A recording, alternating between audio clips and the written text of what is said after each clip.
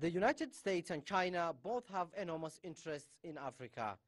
And for years now, China ties with African countries has advanced. Now, President Xi Jinping is in the United States to forge stronger ties.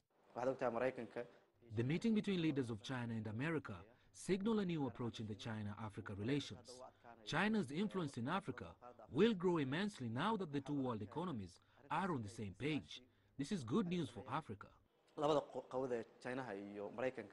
Since coming to power, President Xi Jinping has visited many African countries and kick-started several development projects. In Somalia, China hopes to help in the recovery efforts. China and USA have similar interests in Africa.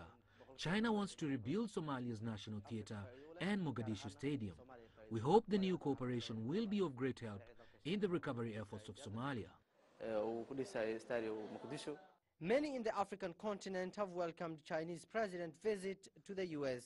Analysts say China is leading the way in clearing any misconception between the two world economies that will in turn be reflected in more progress in Africa. For the first time, USA and China will address the misconceptions that existed. If the two world economies agree on the same thing, this is very good for Africa, because Africa will witness increased development in the coming years. Before the civil war, China was Somalia's #1 development partner. Now China has a permanent embassy here in Mogadishu. And both the US and China have also expressed interest in Somalia.